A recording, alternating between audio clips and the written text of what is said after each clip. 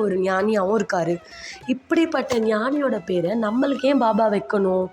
நம்மளுக்கும் அதுக்கும் சம்மந்தமே இல்லையே. நம்ம வந்து ஒரு அறிவில்லாத மனுஷன், ஒரு நடுத்தர மைண்ட் உள்ள மனுஷன், நம்மளுக்கு ஏன் அவர் இதை தரணும் அப்படின்னு சொல்லிட்டு கன்ஃப்யூஸ் ஆகுறாரு. அப்புறம் அவரே வந்து பதில் சொல்லிக்கிறாரு. ஒரு வேளை இந்த பேர் நம்மளுக்கு கொடுக்கறது மூலயமா நம்மளோட அகங்காரத்தை எல்லாத்தையும் கழட்டி காலடியில் வச்சுட்டு பணிவன்புடனும் அடக்கமாகவும் இருக்கிறதுக்காக வச்சுருப்பாருன்னு சொல்லிட்டு நினைக்கிறாரு. அது மட்டும் இல்லாமல் எதிர்கால நிகழ்வுகளை முன்கூட்டியே இப்படிப்பட்ட ஒரு பெரிய ஒரு சாய் சச்சரிதம் அப்படின்ற ஒரு ஞானியோட வரலாறை நான் எழுதுறதால என்னோட எவ்வளோ அறிவு வந்து எவ்வளோ ஒரு மிகைப்படுத்துதலாக இருந்தால் இப்படிப்பட்ட புக்கை வந்து என்னால் எழுத முடியும். இதை முன்னரே வந்து கழித்து தான் வந்து எனக்கு பாபா வந்து இந்த பட்டத்தை வச்சுருக்காரு அப்படின்றதையும் வந்து அவர் வந்து உணர்றாருங்க. இப்போது ஏமத் பந்து குருவோட தேவை நம்மளுக்கு தேவையான்ற மாதிரி ஒரு கொஷின் எழுப்பியிருப்பார் இல்லையா?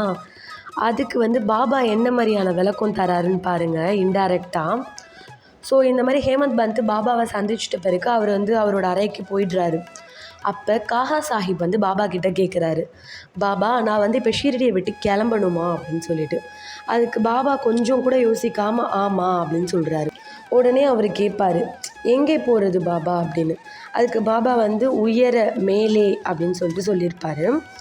அப்போ அவர் வந்து கேட்பார், வழி வந்து எப்படிப்பட்டது பாபா அப்படின்னு சொல்லிட்டு கேட்பார். கொஞ்சம் கடினமானது தான், ஆனால் அங்கே போகிறதுக்கு நிறைய வழி இருக்குது. இங்கேருந்து ஷீரடியிலேருந்து போகிறதுக்கு கூட ஒரு வழி இருக்குது, ஆனால் பாதை வந்து கடினமானது. புலிகள், ஓநாய்கள் இது எல்லாமே வந்து காடில் வந்து இருக்கும் அப்படின்னு வந்து சொல்லியிருப்பார். அதுக்கு காஹா சாஹிப் என்ன கேட்பாருன்னா, நான் வேணால் ஒரு வழிகாட்டியை கூப்பிட்டுக்கிட்டுமா, நான் கூப்பிட்டுக்கிட்டா என்ன அப்படின்னு கேட்பார். அதுக்கு பாபா சொல்லுவார், அப்போனா உனக்கு வழி வந்து கஷ்டமாக இருக்காது.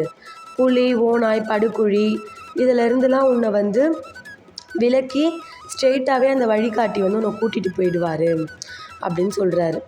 இப்போ அவர் என்ன சொல்ல வர்றாருன்னா, வழிகாட்டி இல்லைன்னா கண்டிப்பாக நீ எதனா ஒரு